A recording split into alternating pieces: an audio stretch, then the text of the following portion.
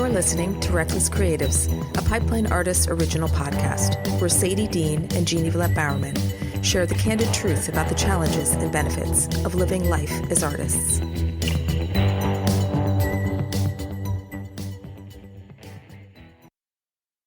Hey, Jeannie. Hey, Sadie. I feel like How's we it should also going? be. Oh, I'm sorry. I'm talking over you. My God, this, when I do this makes my editing life so much harder. I feel like we need hand gestures.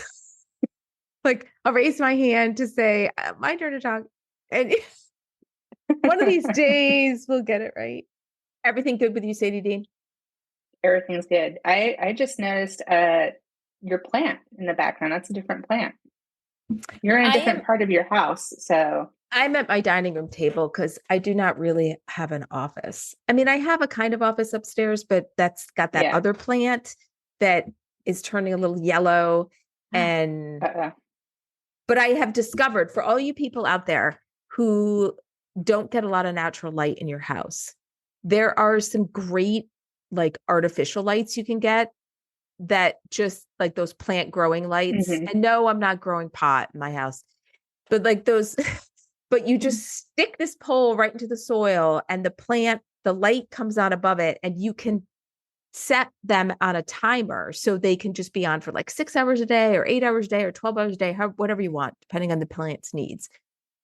So this last year I've tried it and they really, really work. As a matter of fact, my Thanksgiving cactus is blooming and it is not Thanksgiving. Those lights really work.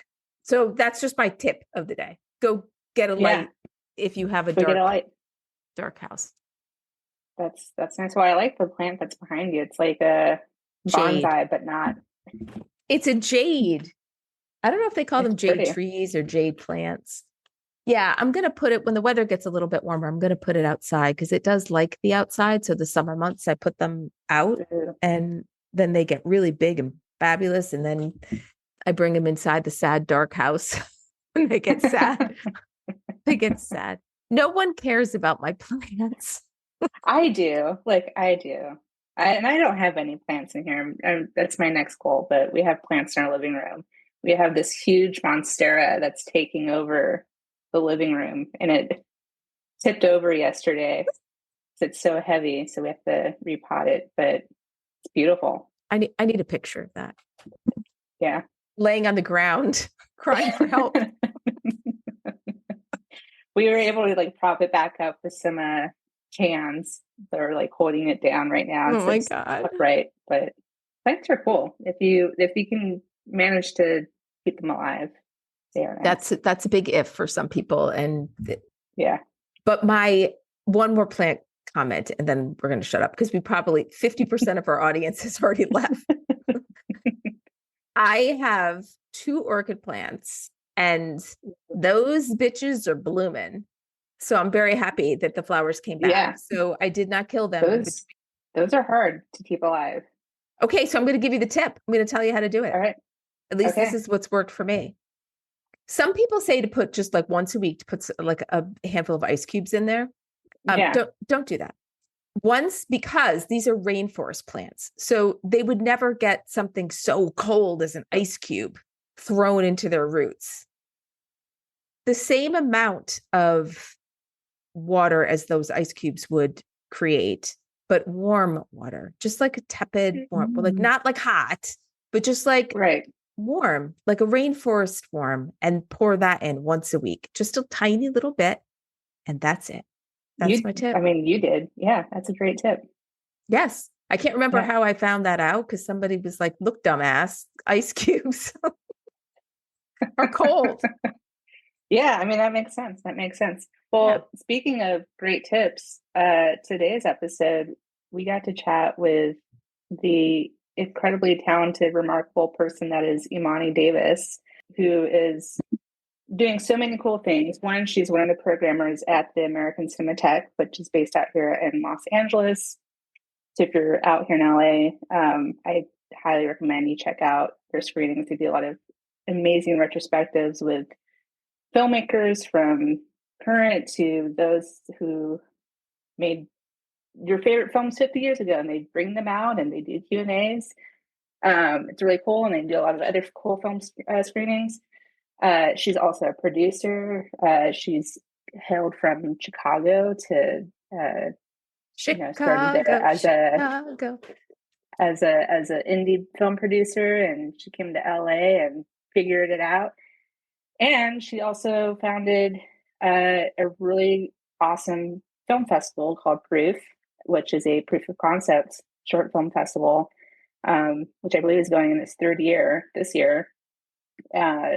So cool what she's doing. She's building a lot of community in LA, because we definitely need more of that has actual filmmakers and those who are movers and shakers coming together for the indie space, which is awesome. But no, we had a really cool time chatting with Imani and picking her brain about all the things she does, and give a lot of great advice about film festivals and submitting and what people look for, and as a programmer herself, what she looks for in people's projects, and like the big ifs and things to do and don'ts, what not to do when submitting. And don't worry, we did not talk about plants. Like, there was no plant conversation. So all you people, relax. It's over. The plants are over. But we did talk a lot about great stuff about advice for filmmakers. And I really love the whole concept of the proof of concept festival. Mm-hmm. And so you got to listen to that, because she gives a lot of great advice about why a proof of concept project is a good thing to do, and what their festival can do to help people who are trying to prove that their concept is a good concept. That's right. Yeah. And on top of all that, she also hosts a podcast, which we'll put in our show notes. You have to listen to it. It's one of those podcasts that you definitely need in your life, because she talks all about the business with her co-host. And she also has a small community that she's kind of blowing up both here and in Chicago, I believe, right? They're co-hosting both. So she hosts a community get together about once a month called Film Girls Brunch.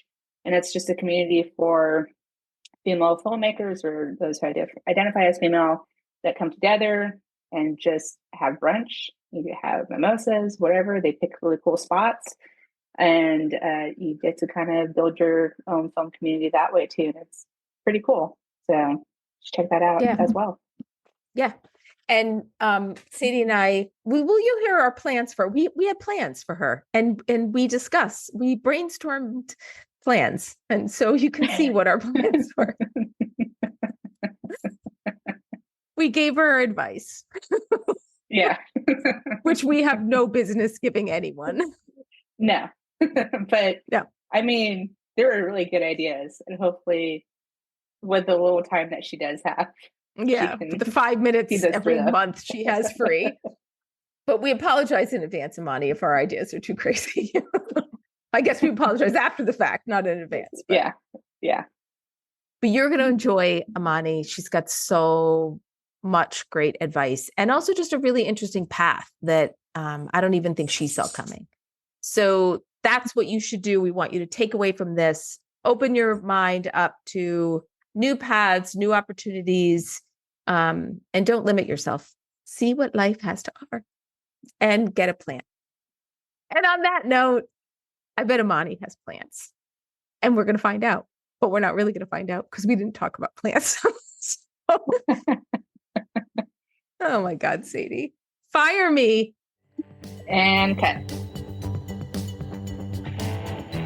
Yeah, let's take it off. So born and raised in Chicago, right? Born in New Jersey. Born in New Jersey. Okay. Yes, technically born in New Jersey. And then I was in Chicago for a long time. So when you were in Chicago, were you in the film industry doing all that kind of stuff there? Did you do any programming in Chicago, or did that advance once you got to LA? Yes, I was very scrappy on both levels, on the film programming side as well as on the film production side. So I was doing indie producing, short films, web series, two no and low budget features right before I left. And on the programming side, it was just very much volunteer. Like there's a cool underground film scene in Chicago. It's all kinds of like alternative venues, artist run spaces that will show movies, show kind of like eclectic mixes of stuff. So that is kind of where I got my start, never thinking that it was like anyone was going to pay me to do it. But got to meet more people through that and eventually um, was just posting about what I was doing online and stuff. And someone that I had met who was doing film programming in LA when the opportunity came up at the American Cinema, she put my name in the hat and forever grateful to her for that because here I am talking to you all. Were you Yeah, for the that's I so think cool. this speaks to a lot of the people who listen to us who are contemplating moving to Los Angeles or have moved and are like, oh my God, what did I do? And like, was it terrifying to make that move to LA? Not just because it's really expensive, but is this risk going to pay off? Totally. So, and I always preface this, like, I'm very grateful for the way that I like came to LA. I know it's not like this for everyone. Like, I came with a job.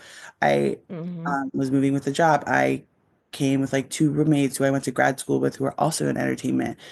I have an aunt in Long Beach. Like, there was like a lot of things that ended up like just falling into place for me. And I had like been contemplating the move for a while just because like I knew I was gonna end up in LA at some point. I thought I was just gonna kind of move out here, have some savings built up and figure it out, which is like what a lot of people do. And like it can really obviously end up amazing. But it did come with some more structure, which I'm very grateful for. So it was scary, but I knew there was like just a lot of things that I could rely on and people I could rely on like coming here. There's a lot of Chicago transplants too, so got to stay in touch. There are, yeah. One of my favorite Yeah. people. One of my favorite people. I'm curious because of being a scrappy filmmaker and coming from like the no budget film world, especially in Chicago, like is there a huge difference between because Chicago is such a robust, beautiful city. There's a lot going on there from theater to beyond. And then coming to LA where it's like no budget filmmaking doesn't really exist here. So like, do you find yourself going back to Chicago maybe to like, okay, like if I have a project that maybe starts here, like I know I have resources back home that we can actually make this for little to nothing and maybe see some money at the end of the day if we're Yes, lucky. 100%. Like that is definitely like a goal in anything that I do in producing and eventually like getting back into producing. I don't know how to produce here. Like the $900 a day permit things, like all the fees, Crazy. like the things that in Chicago, like we get arrested for in LA. Right. Bill shots. Going to jail is not a goal. Right. Sorry to the Chicago Film Office. Like I never got permits. Even if we did, it's like $25 a day for like indie productions. Like like just so wild here. Compared to some other states. Like there's a 30% tax credit like in Chicago. And it's just hard to make things here. So which is so crazy because everybody thinks like the average person who doesn't know anything about the industry thinks, oh, LA is where you have to be to make things happen, to make art, to make films. And everyone in LA I know who's an actor or somebody of talent, they're not filming in LA. They're filming in other places, even other countries. Get with the program, Los Angeles. Totally. I know there's a lot of people like banging on doors right now, like trying to get productions to move back to and stay in LA. But it's just like wild to me that it even got to this point because I'm like, aren't we supposed to? Isn't this the film hub? Yeah. Right. Yeah. Right. Yeah. I feel like the thing that LA has going for it's like maybe like exhibition or like there's the eyeballs here, right? Which segues perfectly into your own festival that you found, the Proof Festival, which is such a brilliant idea.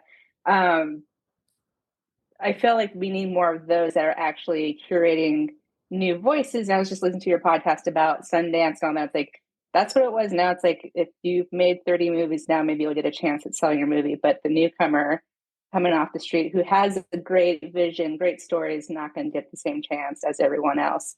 But maybe through your festival or festivals like it. Totally. Like it's exciting with Proof. Like we're going into our third year now this year.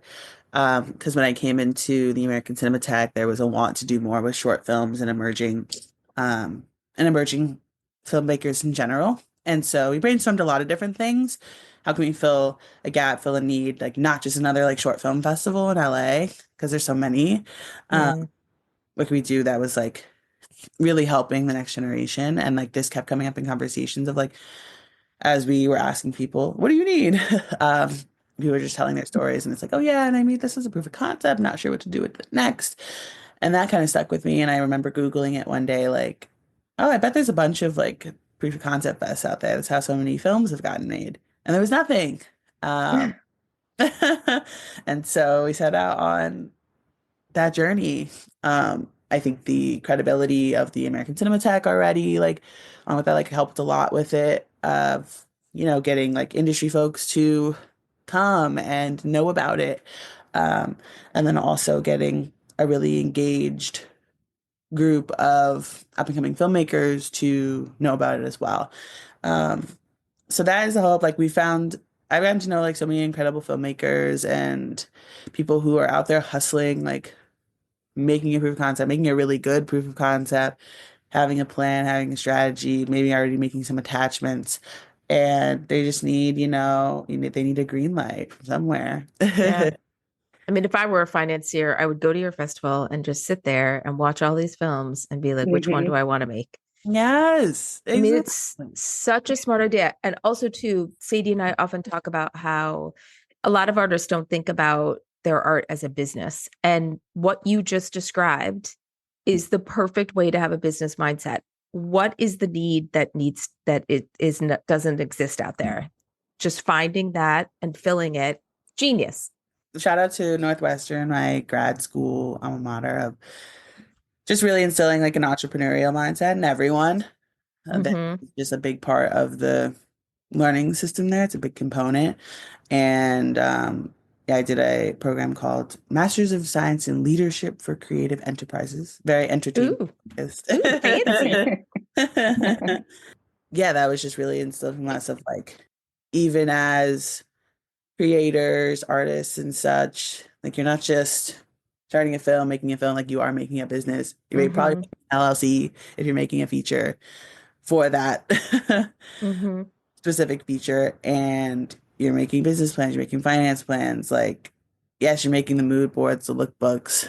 That's all great. The shot lists. But you're also either doing yourself or bringing on people who are also doing like all the business side of things. You're thinking about marketing, and it's become a thing too more and more these days that the core filmmaking team is involved in everything from obviously production and such, but also distribution and exhibition.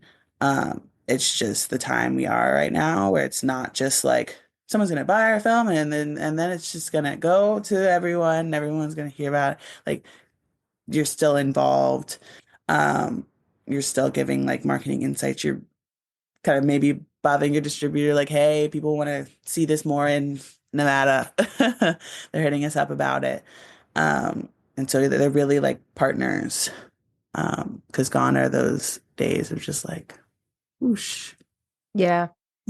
So what is your advice to people who are applying to festivals and wanting to get that program or to love their work and pick them? Maybe some tips of how to do that, how to get your attention, how to stand out amongst the crowd. For sure. I would say definitely I will talk to people about different festival strategies and such, because maybe it's like you're thinking about, okay, we've got this slower like coming of age dramas. Like maybe you're not gonna submit to Fantastic Fest because they're a genre fest, and it's like maybe you heard of it, yeah, and your friend had a great time with it. But what are these specific types of festivals picking and looking for, even like regional festivals that do have a specific taste? What have they done in the past, and like how could you see your film like fitting in there? So yeah, across the board, like every festival like has like some kind of taste where you're like, okay, like I see what they're going for here. Even as proof, as just in its third year, I feel like we've already kind of established what we're kind of looking for, which is shorts, the beginning, middle, and end, where it's satisfying to watch it on the big screen with folks as just the short, but then you're also like, oh, there's more here, and I want to know more. I'm down to go on that journey. And it's been very kind of filmmaker driven work too. Everything has a very strong point of view. So that's what you can kind of gather from, and there's like some commercial viability too. Where you're like, Yeah. oh yeah, like I could see that. Like we had something with that. It's a film called Soul Switch, and it's like Seoul, like in Korea. And it's like a kind of like Freaky Friday, Princess and the Pauper, but like K-pop stars. And it's like, oh yeah, like you get it, like that's Yeah. audience for that. Yeah. You can see the commercial side of it. And then we also have like some comedies in there too. So there's all kinds of stuff. But yeah, every festival has a specific taste. So just like do the research with that. And then also like if you do, this isn't to say like, oh, you just like have to know someone to like get in. But if you do know someone, like I think this is where that comes in, is that like a lot of times festivals have screeners. Like we have a screening committee for proof. So like I'm not watching like every single film that gets submitted. I just can't. Mm-hmm. It's physically impossible. So we have screeners that are like watching, scoring stuff, everything for proof. For instance, gets watched at least 3 times by 3 different people. And so they're giving scores, and then things make their way up to me. So if you do know someone, it's not to say like, oh, you'll automatically get in. It's that you will get to the top of the pile, probably, of like, hey, I'm submitting. Oh, cool. I'm going to keep an eye out for it. Yeah. But it still has to go through those 3 people. It's not like it just magically gets chosen. Exactly. Yes. So there's still like, I'm still, even if a friend submits, like I'm still watching to see what our screeners are saying. But I know like I'm gonna watch their film because I know them and I want to check it out. Even if it's not for me, not for the fest. Yeah. I want to ask you like that. You said this is the 3rd year. So the first year, when you really are trying to establish your tone and what you're looking for and hoping you get enough submissions to find those gems that speak to what you're trying to accomplish and do, because that's like, it like sets the tone for everything. I mean, were you nervous that you weren't going to get enough submissions to really be able to pick those films that said, oh yeah, this is what I want people to think of when they think of proof? Absolutely. Oh my gosh, that's such a good question. I don't think I've been asked that before. Like, yes. Totally. That's what we're here for, Reckless. Totally. I remember I was super nervous, like opening night. I was like, bring all these industry people here. Like, are they gonna like these? Like going through and just like starting this submission process, and having screeners start to watch. I was nervous even to like dive in, like, oh my gosh, what do we have here? Like, what's making it to the top of people's lists and such. And then I was like, these are so good. Like, this is exact. Wonderful. We're thinking about Whiplash. We're thinking about, even like the really scrappy first days of Broad City and like those 2-minute episodes we're putting out on YouTube. You just know that like these girls are funny, the essence of it. And so we were like, I was so happy that we were getting that kind of stuff. And then I was even happier that even in the second year, because I was like, oh, I love the first year films like so much. Like, how could it get better? And then like I love our second year films. So yeah, we get really lucky with but definitely have like nervous during like the programming process of like, are we gonna get enough? Is there enough that we like really, really love? And then also just like during the festival, like, oh, the industry people like gonna like them, are they gonna keep coming back? Is there something kind of for everyone? So when you get into, say, like your festival, like Proof, or just any festival as a filmmaker, speaking about branding and marketing yourself, like what are things that you should have at the ready with you? Like, obviously, you're not going to bring a full printed out draft of your screenplay and try to hand it to every exec there that shows some kind of interest into your movie. But like, people leave like postcards or, they have posters or stuff like that. But like, what's something that would be, that just makes sense that someone would reach out to you, you know, via email or social media or whatever it is, just to like keep that conversation going? Totally. Yes. Oh, it's so funny. I just did a like proof of concept workshop at Nifty in Seattle, National Festival for Talented Youth. Really fun. They so glad They're they had great. They're great there. so great. The program was so good. Yeah. Because everyone, yeah, all the filmmakers are under the age of 24. Wow.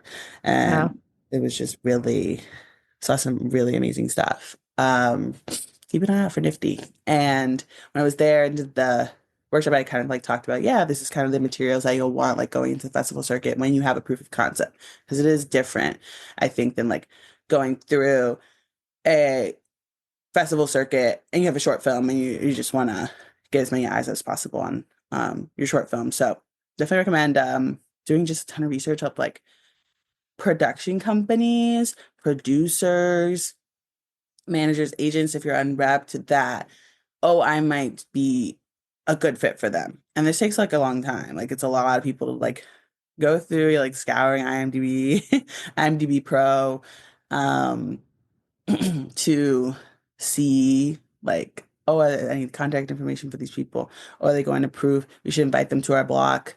If we were selected at proof, and you should have kind of like this Rolodex that you're like go like wanting to go out to, whether you kind of know them, have some loose connections to people, or it's like cold outreach because people do respond sometimes. Especially if you have a nice, thoughtful email, and then also like a pitch deck, of course. So that is like a great way to follow up if someone saw your film and then wants to talk more like, hey, send the deck, and maybe that has some more specific details about budget, strategy, casting wish list that you're thinking through, especially in regards to like indie financing and financing as a whole, where they can see even more like, oh, this person's not didn't just make a great film, they're a business person, they are thinking through these things. So great pitch deck. And it's just a great attitude and follow up. And for those who don't know how to make a pitch deck, we have a pitch deck class on Symposium at Pipeline Artists. I will link to that in the show notes. Yes. So I want to ask you about balancing your life of being a producer and being a programmer and running this festival. Do you ever, because Sadie and I juggle our artistic endeavors with day jobs and all that kind of stuff. So how do you make time for your own art? For sure, it's definitely it's an ongoing process for sure. Oh, we could talk all day about this one. Totally. Like, where does the time go? Yeah. Especially like us too, like that are hosting conversations and want to like, have podcasts and are also like just talking to people about their different strategies and such. Like that's a time chunk of such. And then also, yeah, obviously like work full time with the American Cinematheque and then making time for producing outside of that. Like when I came to LA, I was like, I'm gonna take a break from producing, a little hiatus. I'm gonna focus on my job and writing because I write and produces like those are my two things I do in like the production kind of space. So it's like writing, producing, programming. Those are like my main three. And so I'm gonna focus on writing because I was getting caught in a lot of like producing other people's stuff in Chicago.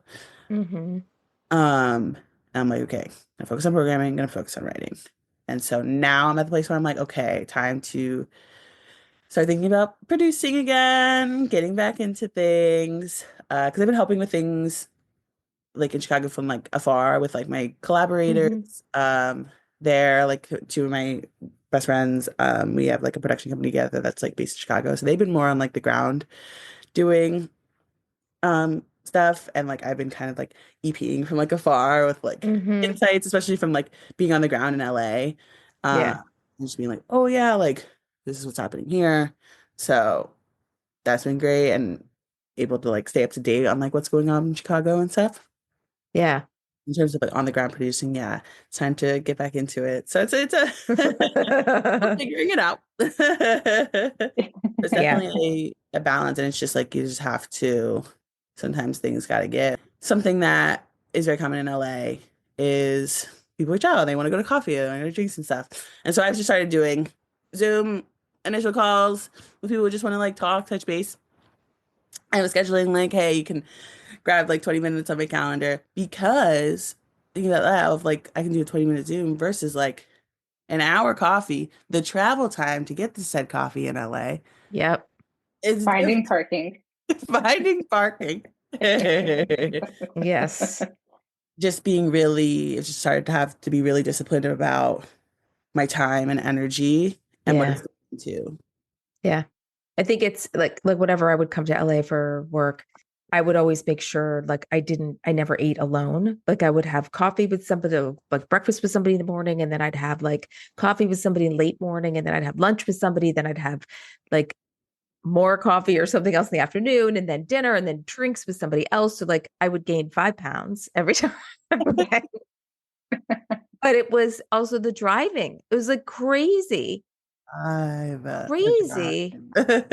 And like Zoom, I think, has changed everything. Like so many people we talk to say they don't even like, even for generals, everything is on Zoom now. Like they're not even going to offices, which I think is really unfortunate. Like there's something about that little small talk you have, the shaking the hand, the looking people in the whites of their eyes, just like getting a spidey sense about them.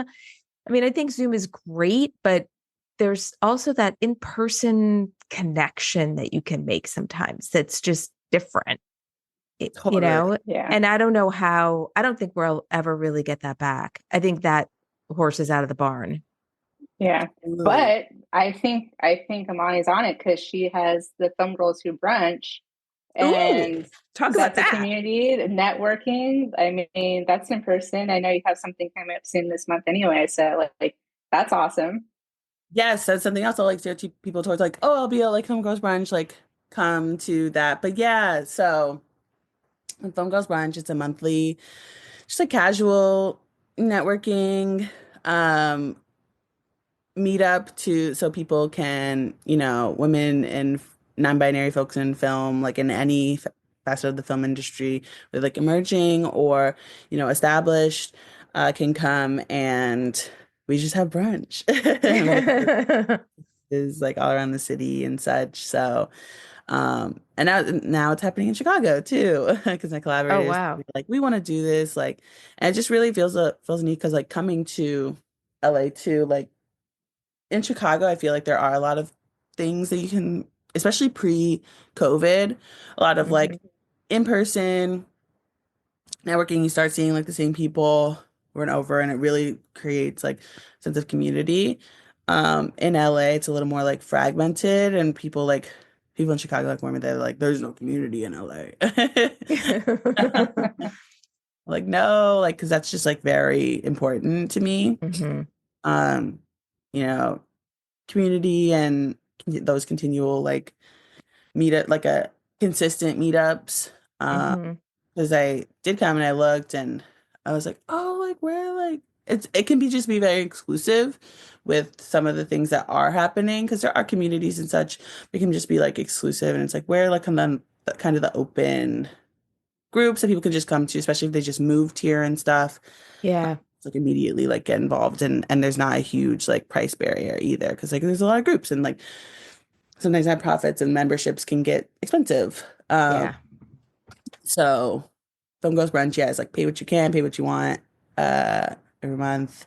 And and then you can just come and like you can get a cup of coffee if you want, or you can ball out and give mimosas. I just had this vision that you've got this grows so that every major city has a Film Girls with Brunch once a month. And then you have a national conference of like all the film girls who brunch all come together from all the different cities. There's a goal for you. Yeah. So wouldn't that be awesome? It's like a whole weekend of like brunch and like yes, mimosas for a whole weekend. I'm there. Yeah, let's go. because we all have time to go organize that. But right. I could see it, but I could see it organically turning into that. Totally. Like totally, like over time, like somebody might say, "Hey, New York City, like perfect place for that." Like do that, and like wherever, and all the different states that have great tax incentives for Totally. Yeah. Just like the big things, just finding like a space that will host us for free. So if you're listening to this, you're out of business and you want Film Girls Brunch Come, hit us up. Right. But also too, you could even do them at universities, like, instead of like conference centers, like if you had okay, we're getting too far off topic. I'm like, what? Getting way too far off topic. But so like indie filmmaking, like again, Sadie and I talk about this all the time, like with all the changes in the industry, this is the time to go out and make your own stuff. And so what's the most like common mistake you see when people are going to do their own films, like beginning filmmakers, that they should be like I know sound is a big thing. Like a lot of people don't think enough about sound. Yes. Right. She's giving a very serious look on her face, people, like a scolding look, like make sure you have good sound.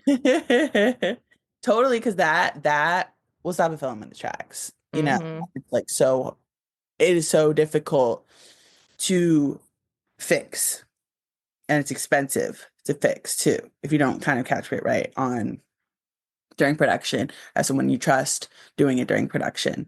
You'll get into that editing room and you're like, dang. And you can ADR stuff, but again, it's expensive and it's really difficult to make it match up. Like I've seen bad ADR, it's not great. So that is huge. That was always like a rule of mine when I was like doing indie producing. Like I don't skip out on the budget with sound or food. Yes. You can cut in other places, try and get favors in other places, but those two, no. Because you want to have a happy crew. And yeah. And you gotta have that good sound. So, and if everyone's hangry, that's not gonna work. No. Not at all. And then like honestly, through programming and just like watching more of an abundance of stuff, performances have really, really, really become important. I know that like people immediately like will cast their friends and stuff, and make sure you're doing those chemistry reads. Make sure like if there's a two-hander that those people fit well together, their connection is believable. Spend time in casting. There's so many like talented actors and stuff. It doesn't make sense to like not have, really great performances. And I think that's becoming increasingly more important in festivals as well. I feel like you could used to be able to get away with that more. Just like some number of years ago, but it's like it's more important now, and programmers I feel like are really paying attention to performances, and industry folks too, because it comes back to the director of like what kind of performances are they getting out of their actors. So that's really important too. You don't need like the fanciest like production value, fanciest like we can tell like when things like they spend a lot of money on this, and if the performances are like that part, it's like why? Yeah. It's unfortunate. You're like production design, beautiful, like but like, and then it can all fall apart because of the. Do you think that there's a difference in that and like the quality of the production when you're doing something that's this is a proof of concept? So like, do you think there's a different focus that people have to have on those shorts than on something that's just a short? Like maybe production quality doesn't matter as much as what is the concept? Do you have really great acting that can deliver and really show that concept? But if there's like, crappy lighting or whatever, like, okay, whatever, we still got it. Like we understand. Exactly. Totally. 100% what you just said. Okay, perfect. Concept in performances, amazing, having a great time. Sure. Like, oh, there was like a weird shadow there, something. totally fine and probably adds character Yeah. to the film. But totally that over any kind of like shiny special effects, Yeah. because that's just going to get immediately overshadowed by mediocre performances. Yeah. An investor's going to say, I can fix that. Like, that's not a big deal. I don't care about that. Like, this is the story that's marketable. That's, this is some great talent that we can discover or whatever. Totally. Yeah. Or the mediocre like story. Like, focus on the story, focus on the actors for the proof of concept, because like that will provide like the strong foundation that you need like across the board. Yeah. Did you imagine that this is what you were going to be doing? Like programming it? Definitely not. And I love like where things are with proof right now, because it is this blend of like programming and kind of producing at the same time, where we are like thinking about, oh yeah, like you can see that in the market. We're thinking about like industry partners we know, and like, oh yeah, they can come and like I think they'll be interested in that. So it is like kind of like a little bit of producing and then also like programming, which is like such a fun blend for me. So I definitely never thought that I'd be. Are you eligible to enter your own festival?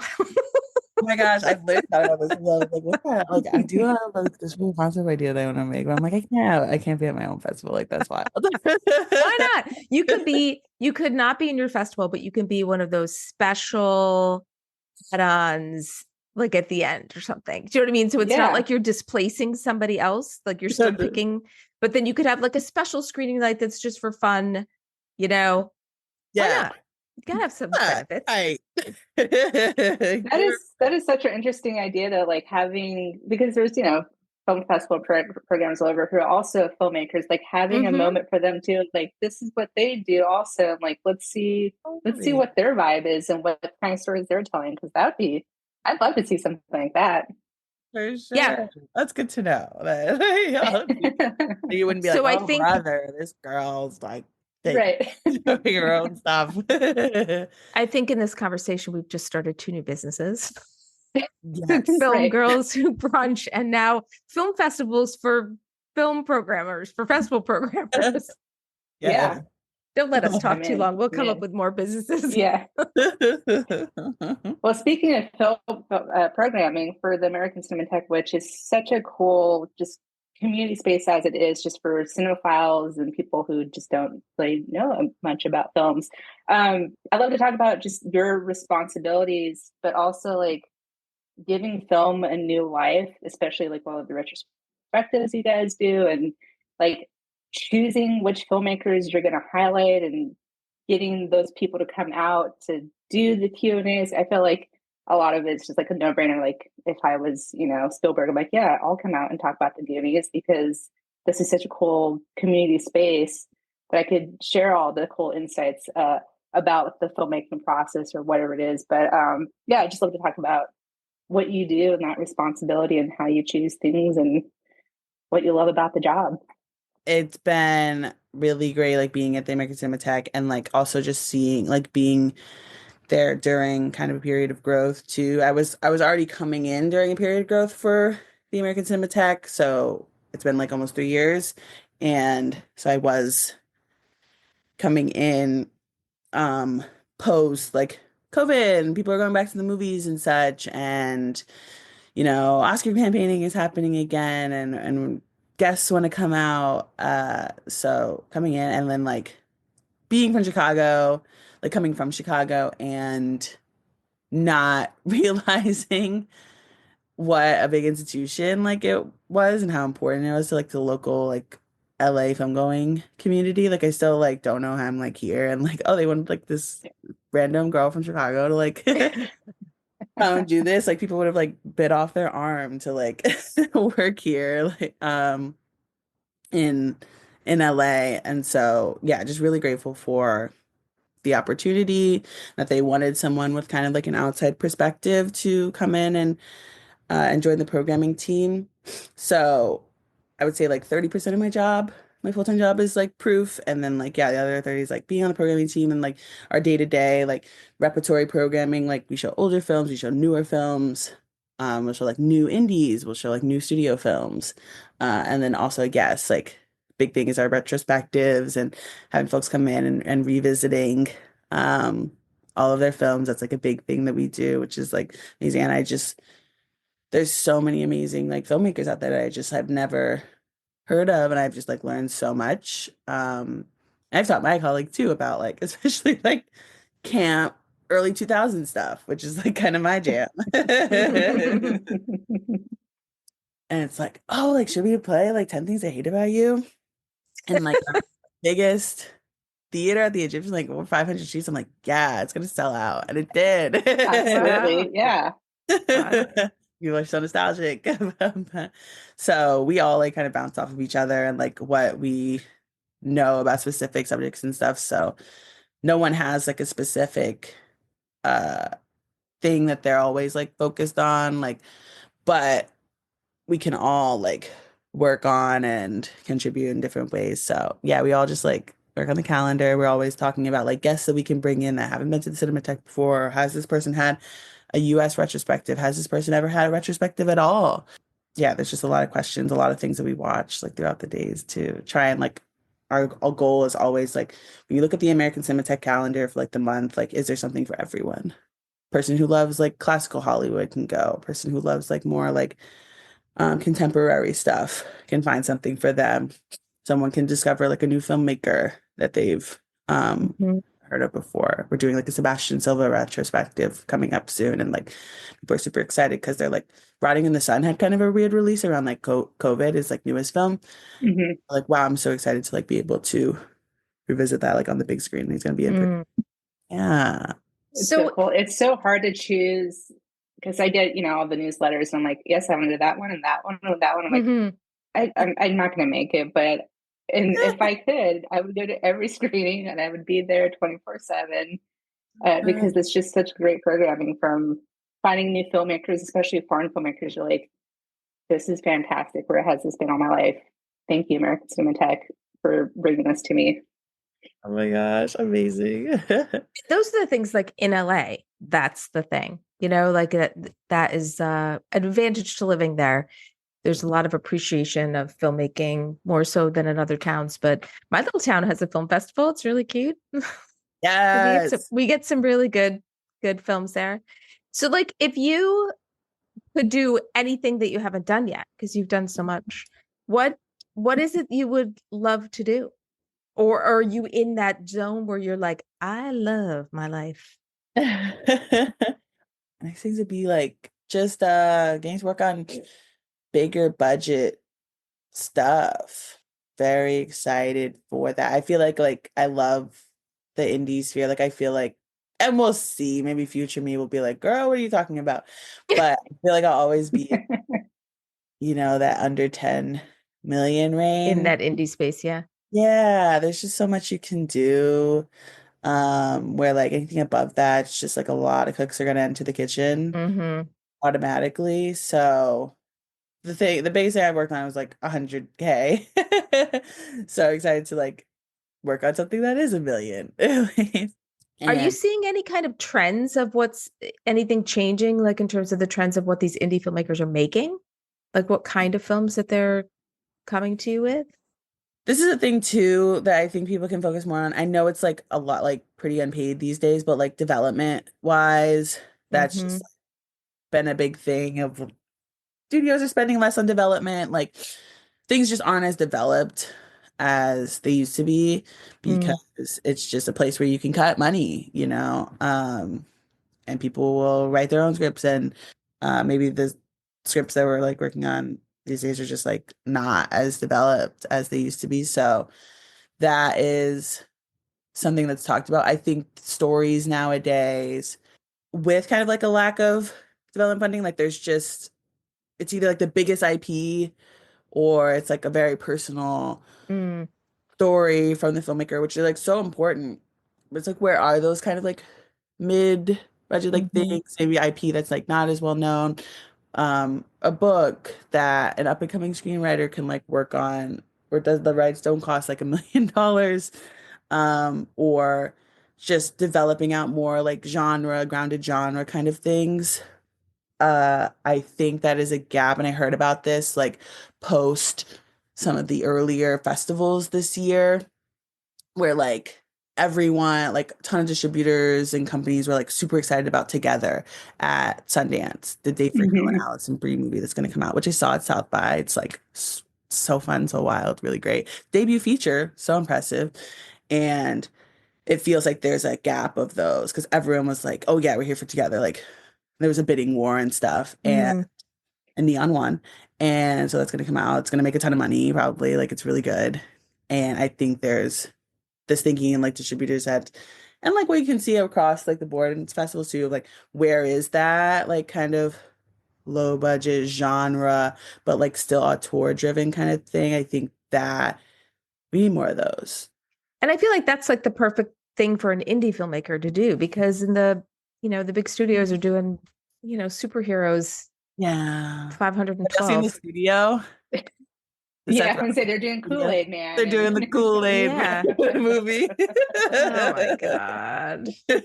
They're doing the Kool-Aid movie. Yes, that show brings me so much joy. It's so on point about everything. Yes. Oh, there's an episode coming out too. There's a lot of coming of age dramas, a lot of like family dramas, and they're just like not doing well. Like it's just like at the box office and stuff. They're just like not reaching the audiences that they should. So what is, and yeah, I think we need more of those. So would you think, and they probably don't disclose this to you, but the people who are submitting to you for proof, what do you think like the average budget is for one of their shorts? So people have an idea of how much money they need to raise to make their film to enter.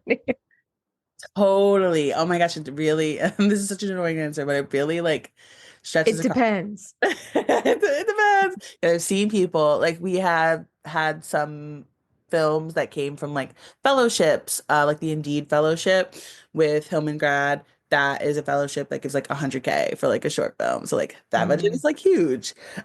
We have had films from that fellowship. And then we also had films, there's this horror film called It's Not Real, really scary. One of like the scariest things that I've seen. And it just really gets in your skin of like, oh, what is the dark corner? Like what's in the dark corner? And they shot it in like in an old apartment like one day with like no money. Unlike an iPhone. Yeah, like oh, like it's not the most fancy camera. Yeah. So really depends, especially if you're shooting in LA. I think just like a healthy budget to accomplish a lot in LA, especially from what I saw. I was in a fellowship called Project Involved through Film Independent, where they are making like short films and people gather into teams and stuff. I was on the film programmer track, so I just got to see everyone's things from afar. Or like those are shot in LA. And just to be kind of comfortable, it's like 30 to 35K, which is like wild that you need that for a short these days. But that's a lot.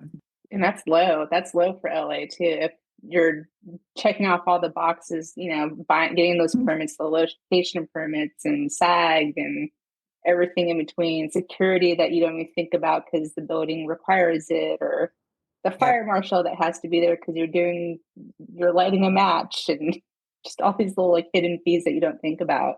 It adds up. Adds up. Yeah. So all you people who don't live in LA, maybe you should be happy.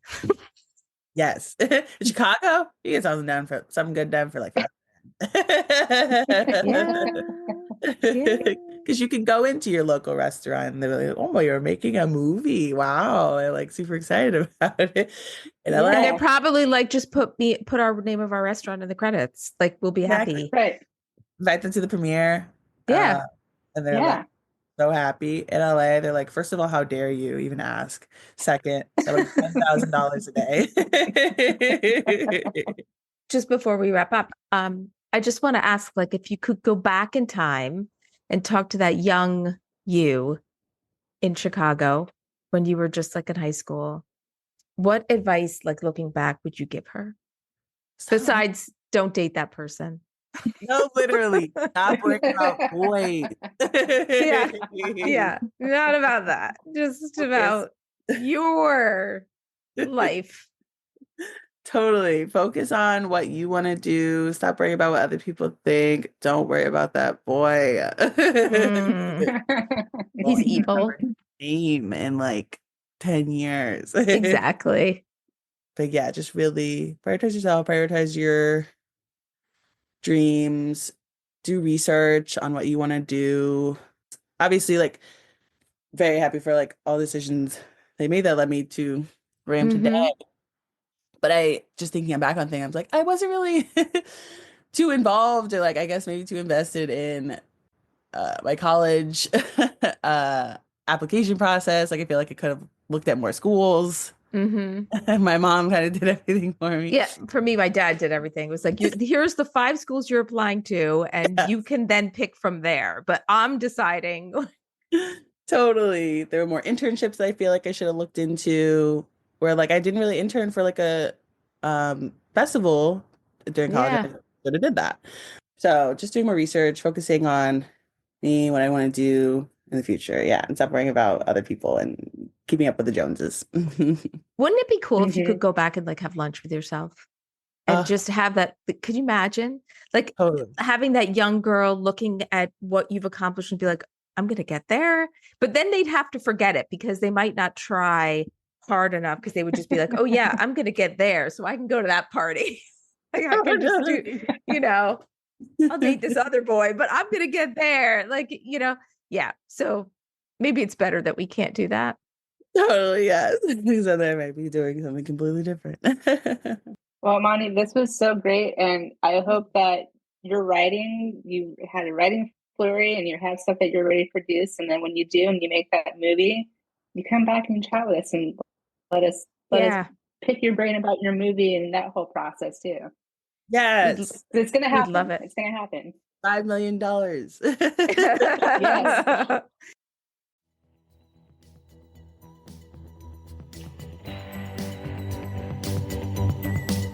Reckless Creatives is a Pipeline Artist original podcast. Like, subscribe, and follow us on social media at Pipeline Artists. And find more info at pipelineartists.com/listen. Until next time, stay reckless.